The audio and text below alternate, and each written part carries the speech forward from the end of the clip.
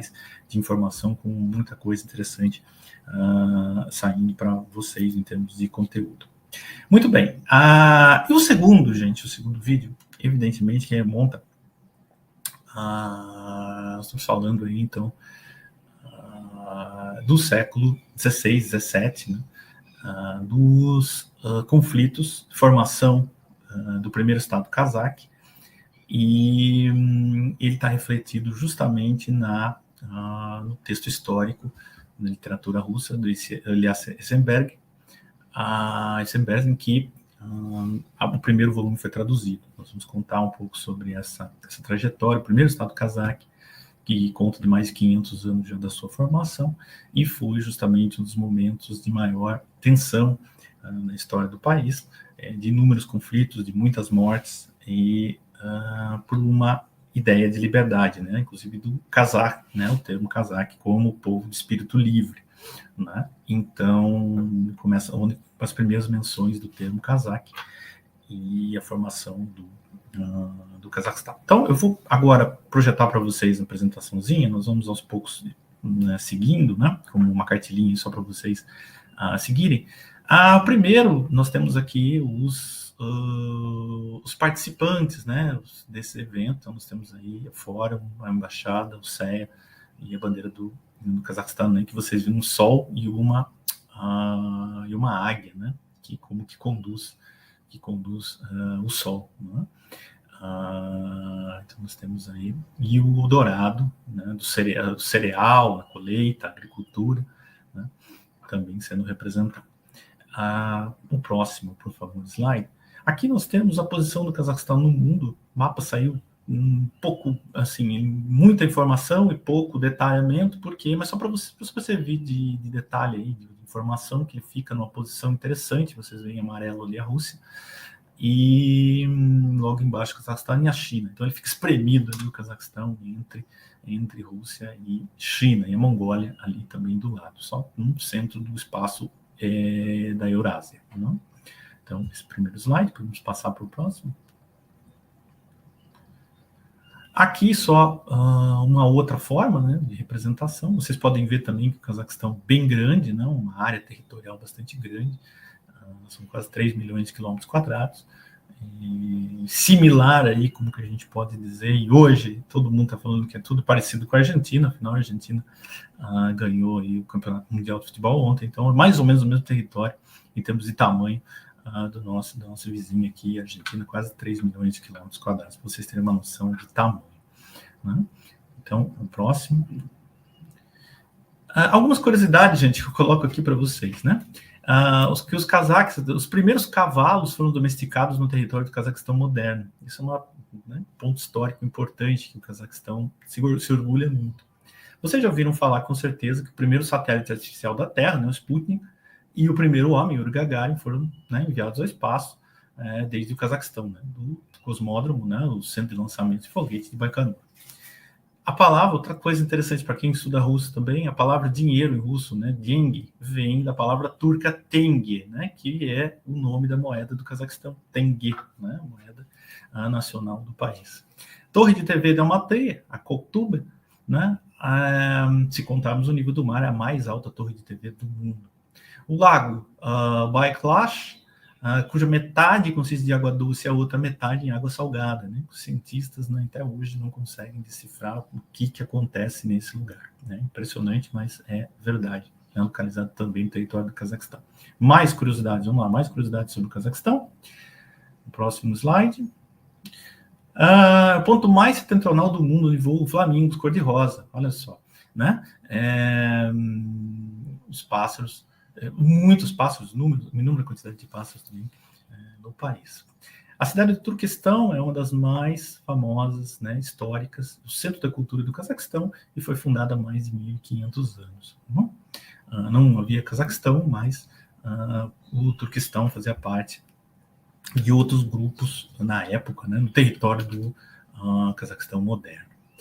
O Cazaquistão foi o primeiro país das repúblicas soviéticas a saldar todas as suas dívidas em 2000, né, junto ao FMI. Também interessante, um país que tive muito recurso. O autor do projeto de desenvolvimento de Astana, cidade totalmente construída para ser a capital do novo país, do país independente, né, foi o famoso arquiteto japonês Kisho Kurokawa. E o Cazaquistão é a terra das tulipas e das maçãs. Vale lembrar que a cidade de Almatá é a cidade, né, a tradução do nome é Almatá, a cidade das maçãs, né? E tulipas, os holandeses aí, dizem que eles são, né, o território das tulipas, e os cazaques dizem também que são os principais responsáveis aí pelos vários tipos, né, de tulipas existentes no mundo que são originais do Cazaquistão. Bom, enfim, além disso, os cazaques dizem que são, esse ponto eu não coloquei, bastante discutível, mas por conta da montaria, que um país que tem, justamente pela questão dos cavalos, foi o primeiro país a desenvolver ou a criar a ideia de uma calça comprida, né, da calça longa, justamente com o objetivo de montaria. Né? Então, tem também esse ponto, no mínimo, curioso.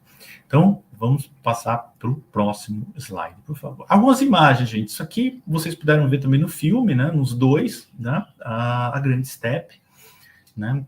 O Cazaquistão tem, no outro slide depois, um pouco mais para frente eu vou mostrar, tem um vazio demográfico muito grande, porque apesar de ser muito grande, o Cazaquistão tem a área de montanhas e a área desértica, né? Então, há uma população da casa de 19 milhões para uma área territorial de quase 3 milhões, então é realmente um vazio bastante grande, né? Nós pensamos que é o mesmo, como eu falei, o território da Argentina. A Argentina tem, sei lá, 50 milhões de habitantes numa área, né? 19 milhões de habitantes é praticamente a Grande São Paulo, é menor que a Grande São Paulo, né? É o tamanho que, sei lá, do Rio de Janeiro com a Baixada Fluminense, então e isso tudo, né, num país tão grande. Então, próximo, por favor, slide. Aqui, um Grande Canyon, né? Nós temos várias dessas construções, ou dessas formações, não construções, mas formações históricas, né? Em pedra, rochedos, né? Um riacho passando, né? Um rio, que era muito mais caudaloso, evidentemente, e foi diminuindo ao longo do tempo, mas através de vento, chuvas, esse trabalho, esse desenho todo sendo criado, né? Muito bonito. Próximo, por favor. Mais uma imagem, né? Ao fundo, as montanhas, né? Do Altai, e a Grande Steppe, vazia, né? Tem muito espaço. O que nós temos? Né? Depois, isso aqui, na verdade, o que nós vamos falar como elementos históricos é que o território que nós falamos do Cazaquistão moderno, essa área foi uma área de passagem de inúmeras civilizações ao longo da história. Então, há relatos de coisas há muitos e muitos séculos antes de Cristo. Então, algumas formações, evidentemente, foram deixadas, né, justamente pelos povos que percorriam determinado território, e uma das imagens, justamente, né, são desenhos, são gravuras, são inscrições, né, são vários elementos que foram encontrados ao longo da história por escavações, por atividades arqueológicas, né, principalmente.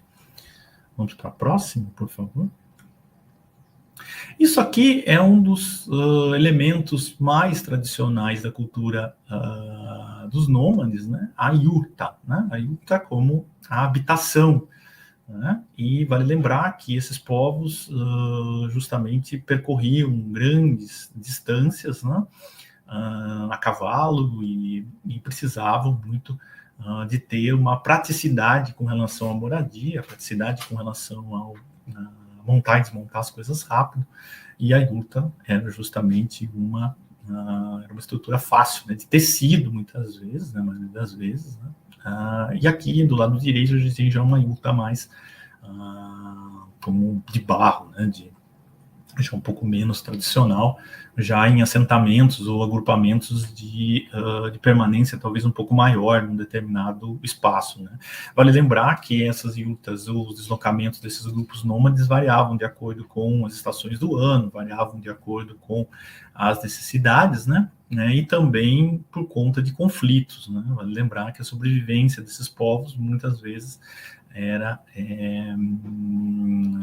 a vida e a morte dependiam muito da questão dessa agilidade de deslocamento, por isso nada de tão volumoso, de tão pesado. Mas nós tínhamos diferentes tipos de yuta. Por exemplo, essa, e no próximo slide, essa aqui já de uma parte interna, né? Os tecidos, as decorações, os ornamentos, né? Que podem ser vistos dentro já de provavelmente uma yuta de uma liderança, né?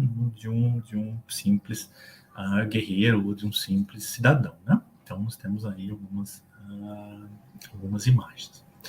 Bom, vamos passar para a próxima, por favor.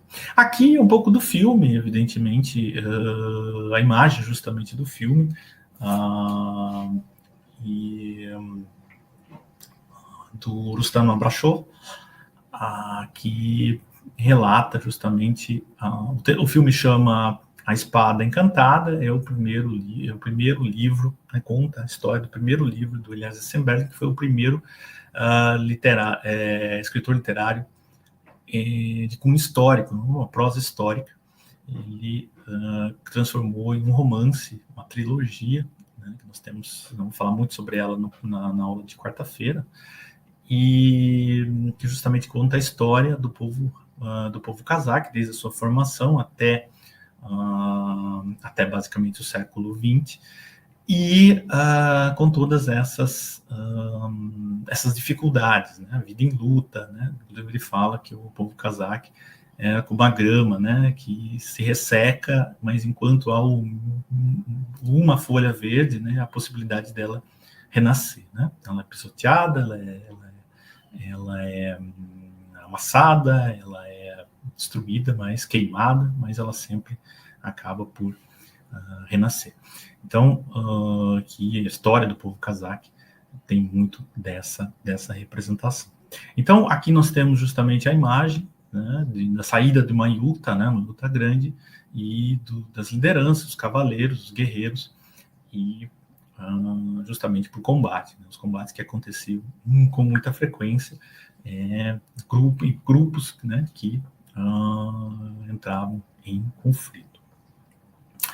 Passando um pouquinho para o próximo slide. Isso aqui, gente, ficou um pouquinho fora que coloquei hoje. Isso aqui é o Turquestão, que eu falei para vocês como centro cultural. Isso aí, justamente, nós tivemos inúmeras rotas que passavam por essas cidades históricas do território do Cazaquistão moderno. Evidentemente, não tinha o nome Cazaquistão na época, mas esses movimentos existiam, e muitas dessas construções incríveis, né, datam de muitos e muitos anos, e foram, evidentemente, deixadas, né, e hoje pertencem ao Cazaquistão como país, como pontos de visitação histórico, e montam aí a tempos difíceis, mas, por outro lado, tempos que transformaram essa história do país, né, até a chegada do seu momento de independência. A próxima, por favor. Aqui já a contemporaneidade, a cidade de Astana, né, criada há pouco, né, 20 anos desde a sua criação, e criada numa região desértica, uma população pequena da região toda, né, e como capital do país independente, né, capital independente, com áreas amplas, com construções incrivelmente pujantes, mostrando a força, né, do país com essas construções. Próximo, por favor. Aqui também uma outra representação, né, do Baitrek, que é a torre, né, como a imagem do centro, como o nascimento da cidade, né? Então, um ponto de visitação também, de onde é possível ver todo o horizonte da cidade de Astana, que vocês ouviram falar há pouco tempo, que houve a mudança de nome, né? Tinha mudado para Nur Sultan. Inclusive nós fizemos um evento aqui na UF no ano passado, foi nesse ano, na verdade, né? Sobre Nur Sultan. Foi justamente esse ano, né? Quando no aniversário do Nur Sultan, em julho, e ela voltou a se chamar Astana. Astana, que em cazaque significa capital, por conta aí de alguns desdobramentos políticos, né, e acabou voltando ao nome anterior, o nome Astana.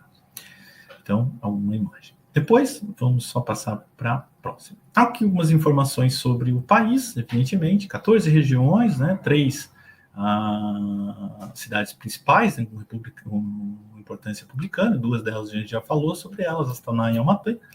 A Almaty é a capital anterior, a população aí, vocês podem ver, 19 milhões e meio de habitantes, né? 19,5 milhões de habitantes. E a etnia, ela tem mudado um pouquinho, né? Essa é uma etnia, vale lembrar que nós estamos agora num período de mudança dessa concentração de etnias, porque há um movimento migratório grande dos russos agora, né, em direção ao Cazaquistão, por conta do conflito, né, com a Ucrânia. E por isso nós temos um movimento grande dos russos no Cazaquistão. Os russos já fizeram parte, né, ou já representavam um importante grupo étnico dentro do país. Também uzbeques, ucranianos, alemães, né, como alguns dos grupos principais. Então, colocando aqui a área, né, 2,7 milhões de quilômetros quadrados, uma fronteira gigantesca com a Rússia, né, são 7,5 milhões de quilômetros, né, a maior fronteira terrestre. E outra informação importante, que o Cazaquistão é o maior país do mundo sem saída para o mar, né, que é o outro ponto bastante interessante, né, um país gigantesco, né, e sem saída para o mar. Aqui nós temos a composição do país, né? 44% em território desértico, que eu falei para vocês, 14% semidesértico e 28% em regiões de savana. Então, essas são as condições territoriais, né, do Cazaquistão. Muito bem, gente. Então, essa parte aqui nós vencemos, então vamos para a próxima. Aqui eu coloco para vocês uma estrutura do país, e nós temos o azul escuro com densidade demográfica mais alta. Aqui nós temos justamente poucas regiões e um vazio muito grande demográfico, como vocês podem ver nessa área mais clara ao meio, né? Um grande pedaço sem nenhuma, ou com uma quantidade muito pequena de população, né? Então, nós temos justamente essa representação do vazio demográfico que eu falei para vocês. Umas poucas regiões com muitas pessoas e grandes áreas sem praticamente ninguém, né? Então, nessa área também a gente já tinha falado um pouco sobre. Então, vamos lá, gente, mais um pouco. Agora eu vou falar um pouco sobre a história, gente, mas só para vocês entenderem um pouco, que não pretendo entrar em grandes detalhes, mesmo porque a gente deve ter futuramente mais aulas e mais momentos para falar sobre a história do Cazaquistão, mas a história, ela na verdade, ela vem desde, né, já que nós temos o país localizado nesse espaço da Europa e Ásia, né, grande parte do país, a maior parte fica na Ásia, uma parte pequena pode-se dizer Europa, né, e justamente essa suposição teve uma grande influência, né, na história. A história passa pelo Cazaquistão, né, pelo estado atual de desenvolvimento do Cazaquistão, né? Então remonta do período paleolítico, né, com assentamentos aí localizados, encontrados os primeiros registros de pessoas no território, né, do Cazaquistão, né? Esse local foi sempre, historicamente, uma rota de atividades comerciais, né, e que conectavam justamente a Ásia e a Europa, né? Então, essa síntese justamente que foi rastreado, né, e hoje cada vez mais encontrado através desses trabalhos arqueológicos, mais e mais encontros de civilizações, né, muitas delas não mais existentes, evidentemente, mas que contribuíram de uma forma ou outra para que o Cazaquistão fosse o que ele é hoje, né, como estrutura, como país, como povo, né? Falando um pouco sobre os primórdios, né, nós podemos falar que são milhares de anos atrás, né, como eu falei para vocês, já era possível encontrar grupos, né, de civilizações nômades, né? Depois, com o surgimento de atividades com cavalos, né, como eu falei, trabalhos com pedras, né, metais, né? Vestígios foram encontrados de tribos muito antigas, né? Que se dedicavam justamente a essas criações, a criação de animal, e tinham muito conflito com as tribos vizinhas, né? Fala-se muito da Idade do Bronze, do período do Bronze, né? Com as primeiras, ou esses cavalos puxando essas carroças, né? Como atividade também, que podiam, justamente essas representações dos cavalos puxando essas carruagens, essas carroças, essa parte de transporte, né? Elas justamente foram identificadas através das inúmeras pinturas rupestres que foram encontradas em grutas em diferentes lugares do país, né? Então, mostravam justamente como representação também que eram encontrados os camelos, né, que sempre fizeram parte da cultura local, né? Depois, um pouco mais na época, Idade do Bronze, foram encontradas já as adagas, as armas, né, as lanças, né, e inúmeras joias, né, que eram feitas na época com cobre, né, inclusive, né, e a maioria dos guerreiros, né, usavam também em suas fortificações, em seus ornamentos, em suas roupas, né, de conflito. Depois, Idade de Ferro, né, e um primeiro grande grupo, talvez, que habitou a região foram os citas, né, que são chamados, né, pelos cazaques sacas. E talvez que tenham uma representação muito grande naquela região, né, com um povo nômade, mas que dominava dominava perfeitamente, tinha grande habilidade no arco e flecha. E então eles foram grupos, né, um dos grupos mais representativos dos tempos antigos do Cazaquistão, né? Temos que dizer que ainda esse povo, citas, com uma civilização muito desenvolvida para sua época, né, com sua própria mitologia, com sua própria arte, com sua própria escrita, né, trabalhos com bronze, com ouro, né, e é possível encontrar algumas representações justamente deles, até hoje, em diferentes locais, né, em diferentes países, algumas dessas representações desses guerreiros antigos, inclusive também no Cazaquistão, né.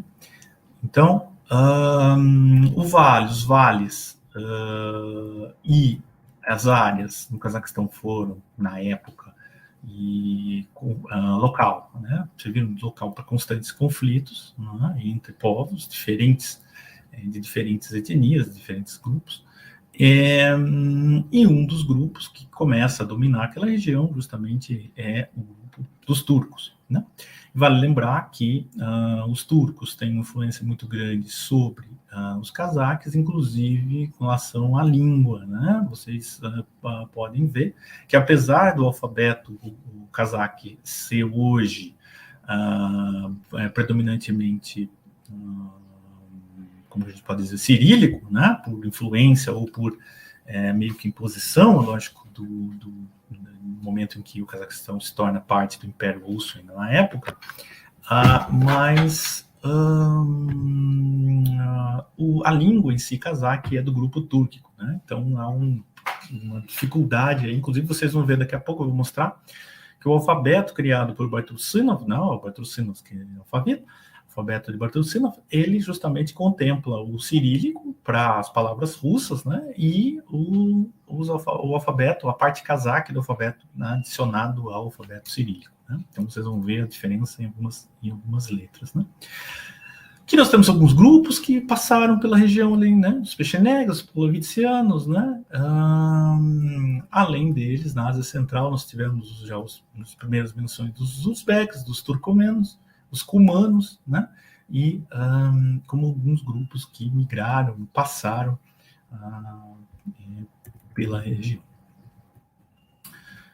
Muito bem. Além disso, e avançando um pouquinho, nós tivemos já no século XIII um importante momento, que é a invasão dos mongóis, né? Que fundaram ali 2 ulus. Ulus eram regiões administrativas, né? Como povoados, né? Ou 2 grupos de povos, né? 2 povos, né? O Jote e Jagatai, né? E a partir dali nós temos a formação do chamado Mogolistão, né? E as suas hordas, né? Horda primeiro dourada, né? E horda branca, né? E o conflito entre elas também, que gerou, no final das contas, o primeiro canato cazaque, né? A partir justamente dessa segregação entre as hordas, né? Tudo no período aos descendentes de Genghis Khan, né?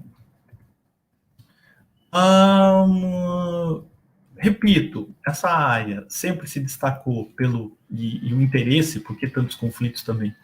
Porque essa área foi sempre muito forte nas relações comerciais, né? Por ela passa, evidentemente, a grande rota da seda histórica, né? Que liga diferentes áreas, né? E esses povos justamente negociavam com os países, por exemplo, a Rússia Kievan, né? Irã, com Constantinopla, né? Na verdade, da Pérsia. Então, diferentes regiões aí. Vale lembrar também que esses povos todos trouxeram para a região moderna diferentes religiões. Todas elas passaram pelo território cazaque moderno, então, tanto o cristianismo, como o budismo, né, como o islamismo, que acabou ficando e sendo hoje o predominante entre os cazaques. Não? Nós vamos falar um pouquinho também daqui a pouco sobre isso. Não?